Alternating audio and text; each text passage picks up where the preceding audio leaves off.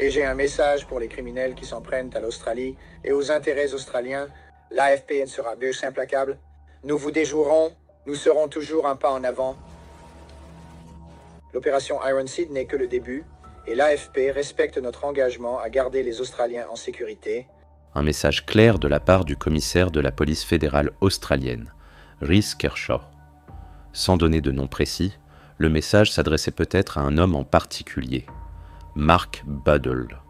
En tant que chef du gang de motards Comancheros, il dirigeait l'un des plus grands empires de la drogue d'Australie et menait une vie de luxe et d'opulence.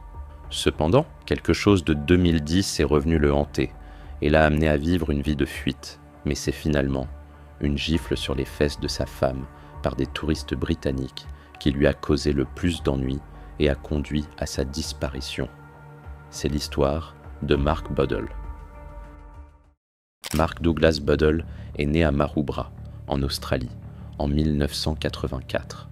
Il a eu une éducation difficile et s'est aventuré très tôt dans la vie criminelle, ce qui l'a conduit à des séjours dans une prison pour mineurs. Vers l'âge de 21 ans, Mark a rejoint le célèbre gang australien de Bikie, appelé les Comancheros. Les Comancheros étaient et sont toujours un club de motards hors la loi redouté, qui serait fortement impliqué dans la pègre australienne. Le trafic de drogue figure particulièrement en tête de la liste des crimes dans lesquels ils sont impliqués. Mais l'extorsion, les coups sûrs, le blanchiment d'argent et les vols sont également des moyens couramment utilisés pour gagner de l'argent. Mark avait toujours eu envie de gravir les échelons des Comancheros et de se faire un nom. En mars 2009, Mick Howie, alors dirigeant du club, a été arrêté pour son implication dans la désormais tristement célèbre bagarre à l'aéroport, où un affilié rival des Hells Angels n'a pas survécu. Assurez-vous de regarder l'intégralité de ma vidéo sur Mick Howie pour l'histoire complète. L'arrestation de Mick, et donc son absence, ont provoqué un déplacement dans le rang des Comancheros. Un homme appelé Douax Dax Ngakuru est intervenu et a pris les rênes du club, devenant ainsi le nouveau commandant suprême. Cela aurait pu être une bonne opportunité pour Mark de prendre la place de Mick, mais son heure n'était pas encore venue, et en plus, il avait d'autres choses dont il devait s'inquiéter. Est sur les lieux et se joint à moi maintenant au téléphone. Bonjour Chloé, que peux-tu nous dire? Bonjour Alicia. Eh bien, juste après 5h50 ce matin, un agent de sécurité travaillant pour l'entreprise de sécurité de Trump effectuait un dépôt d'argent de routine ici, au bâtiment de la Commonwealth Bank dans Sussex Street, lorsqu'il a été approché par un homme qui a sauté d'une Audi argentée. Le lundi 7 juin 2010, peu après 6h du matin, Gary Allibon, 59 ans, faisait sa tournée dans sa camionnette de transport de fonds et est arrivé au distributeur automatique de la Commonwealth Bank.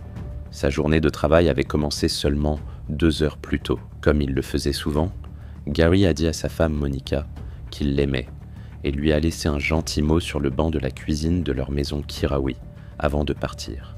Une fois arrivé à la Commonwealth Bank, tout était censé se dérouler comme d'habitude. Gary et son collègue emportaient 300 000 $ pour remplir les distributeurs automatiques. Mais avant qu'ils ne s'en rendent compte, 3 hommes armés ont fait irruption et leur ont ordonné à tous les deux de lever les mains. Ils ont demandé à Gary et à son collègue de remettre toutes les cassettes d'argent liquide, ce qu'ils ont fait. Les 2 hommes n'ont pas résisté et ont coopéré comme ils avaient été entraînés à le faire.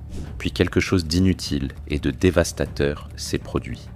Alors qu'ils tournaient le dos aux voleurs et les mains en l'air, ne représentant absolument aucune menace, l'un d'eux a jugé nécessaire de tirer sur Gary dans le dos et a tiré un seul coup de feu. Gary est tombé, le tireur a ensuite volé l'arme à feu fournie par son travail avant que lui et ses complices ne courent marcher vers une Audi S8 argentée avec un 4e complice au volant. Gary a été transporté d'urgence à l'hôpital Royal Prince Alfred, mais a succombé à ses blessures peu de temps après son arrivée. 3 heures après que Gary ait quitté son domicile, Monica a allumé la télévision pour regarder les informations de 7 heures du matin et a appris qu'un agent de sécurité avait été abattu alors qu'il livrait de l'argent en ville. Elle tomba immédiatement malade et sut qu'elle venait de perdre son mari avec lequel elle était mariée depuis 25 ans. Pour aggraver les choses, Gary n'était qu'à 8 mois de la retraite. L'Audi a ensuite été retrouvé complètement brûlé. Chose intéressante, non loin du clubhouse des Comancheros. Parce qu'il s'agissait d'un acte très lâche, une récompense de $100 000 qui a été décernée dans l'espoir de faciliter l'enquête sur l'incident. Nous pensons avoir une image claire des événements de la journée et une idée juste des identités sous les cagoules. Mais nous avons besoin de l'aide de la communauté pour défendre notre cause au-delà de tout doute raisonnable. Ne vous y trompez pas, ce n'était pas un vol qui a mal tourné. Gary Alibon a accédé à leurs exigences et a été exécuté de sang-froid, a déclaré le surintendant détective par intérim Grant Taylor. Gardez cet incident à l'esprit, nous y reviendrons plus tard car c'est une partie importante de l'histoire. Peu avant 1h du matin, le 29 décembre 2010, la police et les pompiers ont reçu un appel d'urgence concernant un important incendie sur Coogee Bay Road. Une fois sur place, ils ont vu les flammes jaillir des fenêtres d'un salon de tatouage appelé Coogee Inc. Près de 30 voisins ont dû être évacués à la suite de l'incendie. Un couple, qui vivait à côté du salon, a déclaré que la police avait fait irruption dans leur appartement vers 1h du matin, alors qu'ils dormaient, en criant « Dégagez, sortez maintenant !» Les pompiers ont finalement maîtrisé l'incendie et, heureusement, personne n'a été blessé. L'enquête a révélé qu'il ne s'agissait pas d'un accident. Selon des témoins, la vitre de la devanture du magasin a été brisée juste avant que quelqu'un ne lance un cocktail Molotov à travers la vitre brisée dans le magasin. Lentement, mais sûrement, tout a commencé à prendre un sens. Coogee Inc. n'appartenait à nul autre que Duax, Mark et un troisième homme. Il s'agissait très probablement d'une attaque directement dirigée contre eux. Pour comprendre la raison potentielle de cette attaque, il faut remonter un peu dans le temps. Comme tout autre gang de motards, les Comancheros avaient plusieurs ennemis, dont le Notorious Motorcycle Club. La querelle entre les deux gangs aurait pu commencer dès 2008, lorsque la voiture du chef Alan Sarkis a explosé. Cette attaque aurait été menée par les Comancheros. Au cours des 2 années suivantes, les deux gangs de motards continueront à s'attaquer. Par conséquent, la police a déclaré qu'il pourrait s'agir d'un acte de représailles de la part du Notorious Motorcycle Club, même s'il faut reconnaître que personne n'a été poursuivi pour cette attaque. De plus, comme je l'ai dit plus tôt, les Comancheros avaient de multiples ennemis. Les nombreux ennemis pourraient très bien être la raison pour laquelle le commandant suprême Duax Dax Ngakuru a fui l'Australie vers la Turquie en 2011. Le fait que les efforts d'enquête sur lui ayant également commencé à s'intensifier aurait pu être la goutte d'eau qui a fait déborder le vase. Cela a laissé la première place des Comancheros, grande ouverte, à la prise pour Mark, impatient et ambitieux. Contrairement à la fois précédente, il saisit désormais l'opportunité et devient officiellement le nouveau commandant suprême des Comancheros. Le titre de commandant suprême donnait à Mark le sentiment qu'il était invincible. Personne ne devrait oser dire quoi que ce soit à son sujet, encore moins à propos de sa mère. Le 18 décembre 2011, Mark a visité le club pour hommes Spearmint Rhino à King Street avec 3 autres personnes. Then, 10 minutes to 3, a brawl suddenly broke out. Mark, vêtu d'un chemisier blanc, avait eu une altercation verbale avec un homme qui aurait dit quelque chose à propos de sa mère, ce que je ne peux pas répéter en raison de la politique de la plateforme. Pendant 2 minutes d'affilée, les coups de poing et de pied ont commencé à voler. L'un de ses adversaires, qui a reçu des coups de pied et de poing, a perdu 2 dents, a eu 3 dents fracturées et une dent brisée. Un autre homme avait la main cassée. 2 semaines plus tard, Mark a été arrêté lors d'un raid à l'aube mené par l'unité de police anti-moto Strike Force Raptor. Devant le tribunal, Mark a plaidé coupable à un chef d'accusation de bagarre, 2 d'agression et 1 de blessure intentionnelle, mais a été autorisé à attendre librement la sentence finale. Jusqu'à présent, le mandat de Mark en tant que commandant suprême des Comancheros était loin d'être impeccable. 1 an plus tard, des sources de la pègre avaient déclaré de manière anonyme que Mark pouvait être imprévisible, dangereux et mauvais pour les affaires. Il a un style de leadership différent de celui des présidents précédents. Il existe un noyau dur et il n'y a pas beaucoup d'amour partagé ailleurs, dit-on. Cela a conduit à des troubles au sein des Comancheros, des membres s'attaquant les uns aux autres, et finalement l'un d'eux a même été éliminé. Son nom était Fa'alao Pisu. 2 jours plus tard, le cousin de Mark et camarade Comanchero, John Devine, a été abattu, mais il a heureusement survécu. Pendant ce temps, Mark lui-même a de nouveau fait quelques séjours en prison. À ce moment-là, c'était juste un peu le bordel. Cependant, en 2013, les Comancheros ont ouvert un nouveau chapitre dans le sud de Sydney. Il a été ouvert par Mohamed Hijazi, l'un des membres les plus haut placés et considéré comme le commandant suprême potentiel, car Mark se retrouvait de temps en temps derrière les barreaux. Avance rapide jusqu'au 6 janvier 2014, Mark a de nouveau été arrêté, cette fois sur la Gold Coast, dans le Queensland.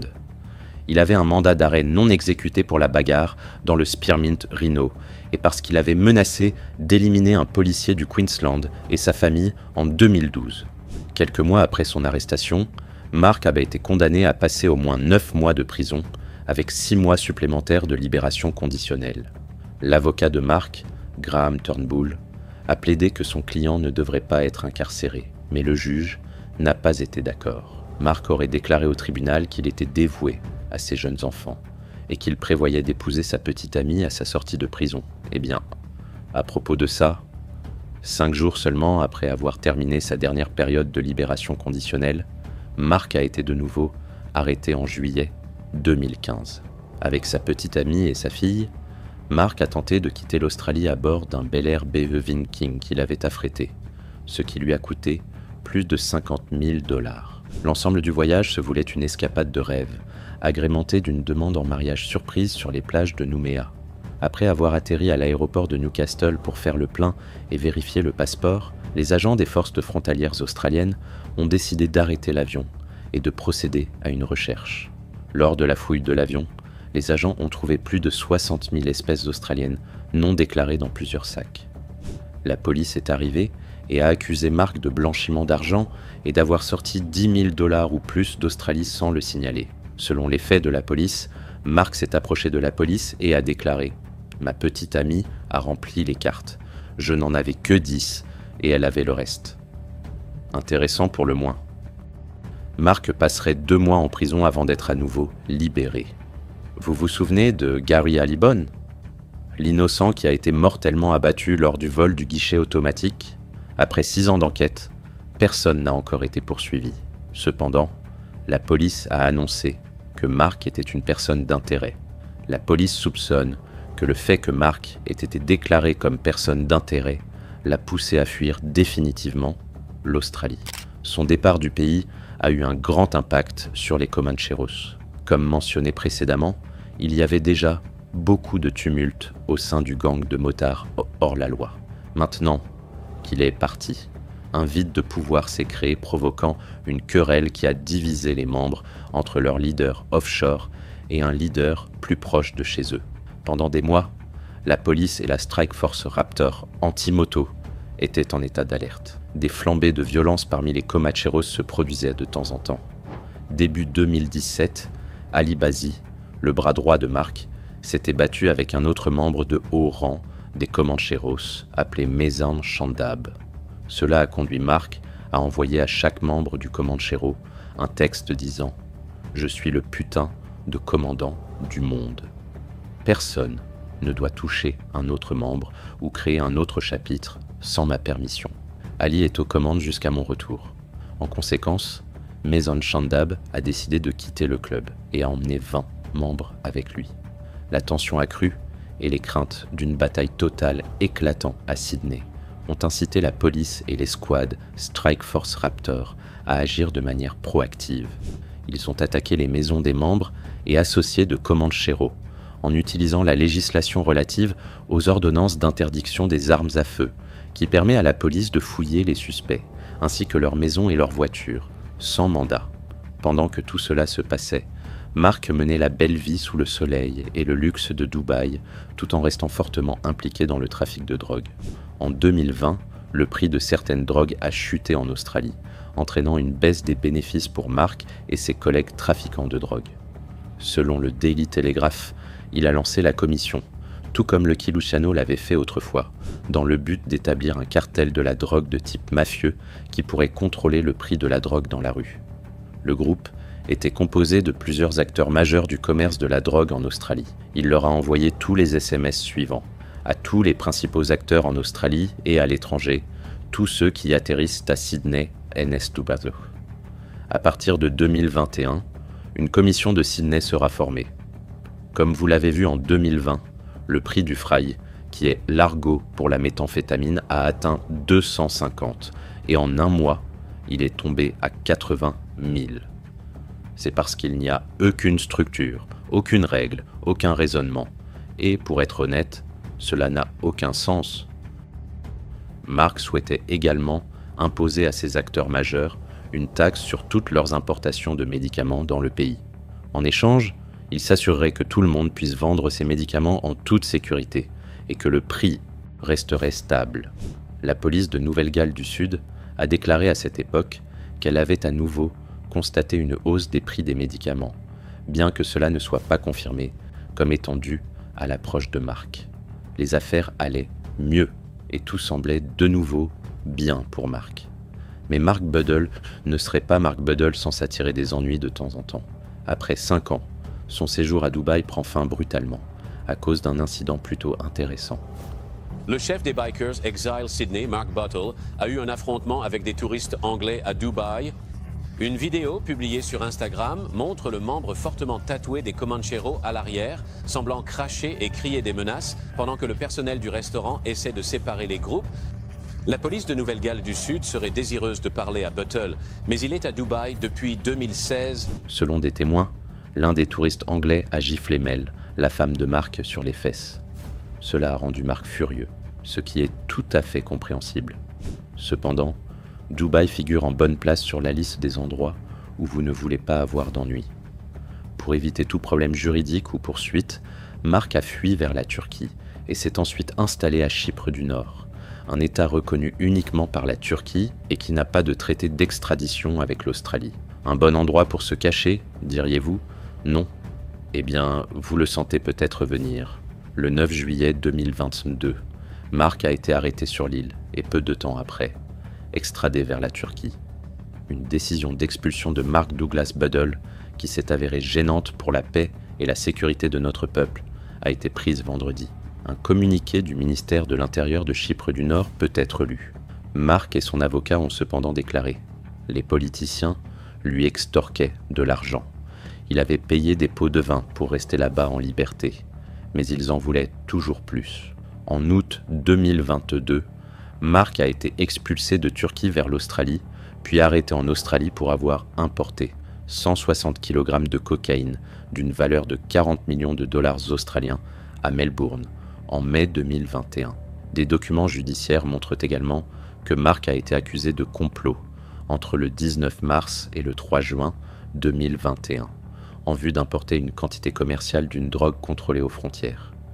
Chaque infraction est passible d'une peine maximale de prison à vie. On peut donc dire que cela ne s'annonce pas bien pour lui. Concernant le cas Gary Allibon, il n'est pas clair s'il en subira également des répercussions. La récompense a effectivement été multipliée par 10, passant de 100 000 à 1 million de dollars en 2020, mais en 2024, personne n'a toujours été poursuivi. Comme toujours, n'oubliez pas de laisser un commentaire pour partager vos réflexions sur la vidéo d'aujourd'hui et assurez-vous de laisser un like, cela aide vraiment la chaîne. Assurez-vous également d'être abonné et cliquez sur la cloche de notification pour être toujours informé lorsque je publie une nouvelle vidéo. J'espère vous voir dans le prochain.